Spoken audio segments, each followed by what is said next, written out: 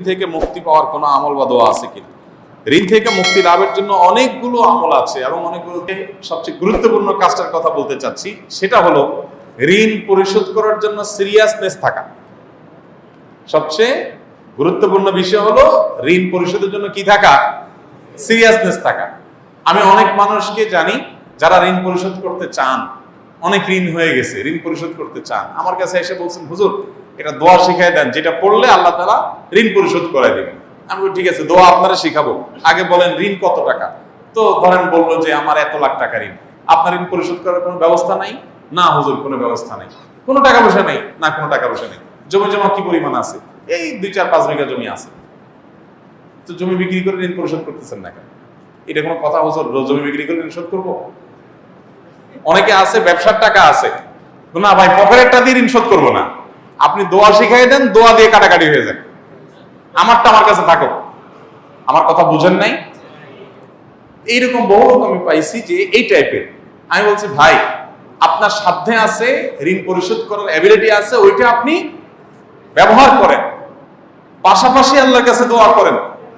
আপনার হয়তো পুঁজি থেকে যাবে। অনেক লোক আছে ব্যবসা বাণিজ্য করে, ব্যবসার টাকা ক্যাশের টাকা দিয়ে দেনা দিব না ভাই, দেনাটা ফাও টাকা দিয়া, উৎমা টাকা দিয়া, অতিরিক্ত টাকা দিয়ে দিব, আর এটা আমি মূলধনে হাত দিব না। তো এইটা কখনো প্রকৃত অর্থে ঋণ পরিশোধ করার শুদ্ধ চিন্তা হতে পারে না। মনে রাখতে হবে, আমি নিজে আমার ঋণ পরিশোধ করাটাকে যদি ফরজ মনে করে দেয়, এটা ফরজ, এই ফরজ যদি মনে হয় আমার এবং যদি বিশ্বাস থাকে এটা, তাহলে আমার যদি ভিটাও বিক্রি করা লাগে, তারপরও আমাকে ভিটা বিক্রি করে হলেও ঋণ পরিশোধ করতে হবে।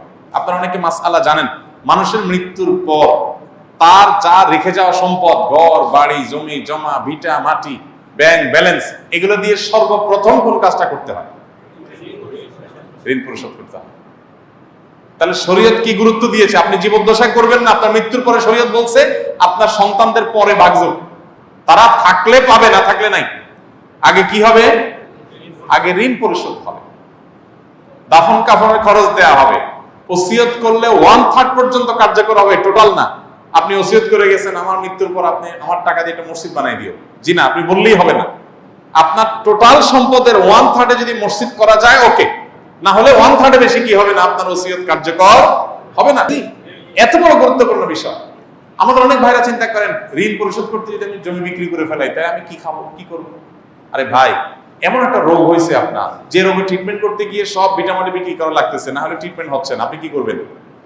আপনি বলবেন না সব বিক্রি করে ট্রিটমেন্ট করলে হবে নাকি? ট্রিটমেন্ট অল্প টল্প কিছু দিয়ে করি, আর এগুলো আমার থাকুক, আমি কবরে নিয়ে যাবো, এটা বলবেন আপনি?